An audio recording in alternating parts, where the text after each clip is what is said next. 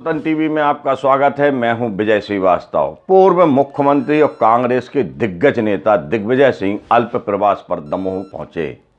जिला कांग्रेस अध्यक्ष अजय टंडन के यहां आयोजित हुए सम्मान समारोह में जब दिग्विजय पहुंचे तो सभी कांग्रेस के पदाधिकारियों ने उनका जोरदार स्वागत किया। इसके बाद पूर्व मुख्यमंत्री दिग्विजय सिंह मीडिया से रूबरू हुए।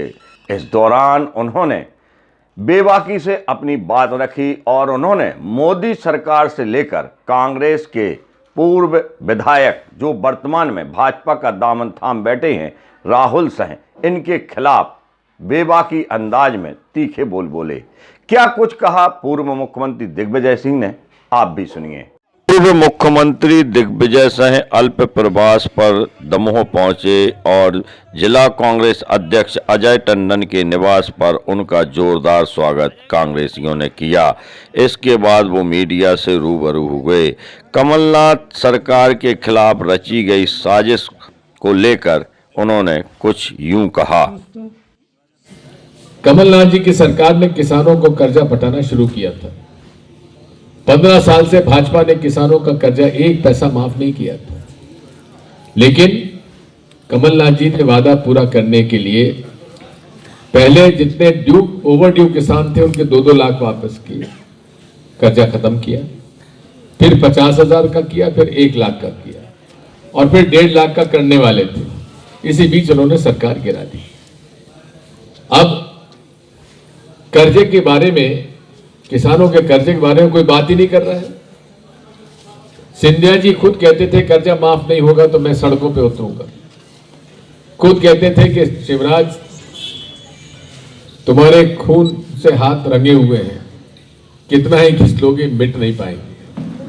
आज वही भाजपा के साथ चल पड़े। किसको उम्मीद थी कि शिवराज, ये सिंधिया जी जैसे राजनेता जिनको कांग्रेस पार्टी ने सब कुछ दिया, उनके पिताजी को सब कुछ दिया, वो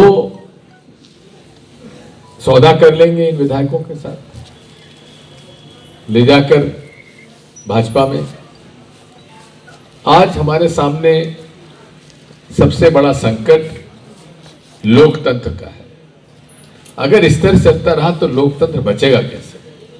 कृषि बिल को लेकर चल रहे किसान आंदोलन को लेकर भी दिग्विजय सिंह ने मोदी सरकार पर जमकर निशाना साधा। आज देश में मजदूर और किसान एक हो गया है। किसानों के खिलाफ कानून ले आए। यदि मोदी जी किसानों के संगठन से चर्चा कर ले तो ये स्थिति नहीं बनती। ट्रेड यूनियन मूवमेंट खत्म किया जा रहा है, उनके खिलाफ भी कानून ले आए। पूरे तरीके से गरीबों का अहित हो रहा है। पूरे तरीके से बड़े बड़े कॉरपोरेट सेक्टर को आज मौका दिया जा रहा है। सबसे बड़ा मुद्दा है आखिर क्या वजह रही कि जो कांग्रेस को इतनी बड़ी मात मिली अभी उपचुनाव में? बेहद पैसा। मुझे तो इस बात का दुख होता है जब पता लगता है कि गरीब तबका जो कि मजदूर वर्ग परेशान है, बेरोजगार हो गया है, रोजी रोटी चल नहीं रही है, मजदूरी मिल नहीं रही है, वो शिकायत ये आती है कि साहब शराब बढ़ गई, पैसा बढ़ गया। कहां तक सही मुझे जानकारी नहीं है, लेकिन प्रजातंत्र में अगर आप अपना वोट बेचोगे तो प्रजातंत्र बचेगा कैसे? पूर्व दमोह विधायक को लेकर भी यूं बयान दिया। आप लोगों ने जिताया था वो भी सौदेबाजी में चला गया और उसके बाद भी एक और बात मैं कहना चाहता हूं। 2 दिन पहले तक जो कि सुर्खी विधानसभा में विधायकों के बिक्री के आंकड़े दे रहा था, वो खुद 2 दिन बाद चला गया। आखिर ये देश की राजनीति जा कहां रही है?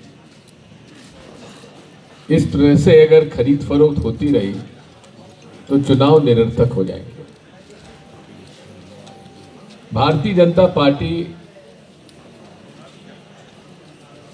ने इतना पैसा कमा लिया है कि वो समझते हैं कि पैसे के बल पर ही सारी राजनीति चलती है। अब नए कांग्रेस का निर्माण करें, नए लोगों को मौका दें। नगर पालिका चुनाव आने वाले हैं। मैं तो जिला कांग्रेस अध्यक्ष जी से कहूंगा कि इस बार पूरे विधानसभा में और विशेषकर जहां जहां पंचायतों के नगर पंचायत और नगर पालिका के चुनाव हैं दमोह, वहां नई पीढ़ी को मौका दो और नई पीढ़ी को मौका देकर जज्बाती जो कि कांग्रेस से जुड़ा हुआ है उसे आगे आने का। पथरिया विधायक रामबाई को लेकर दिग्विजय सिंह ने कहा, वो कुछ भी कह सकती हैं, उस पर ध्यान देना जरूरी नहीं।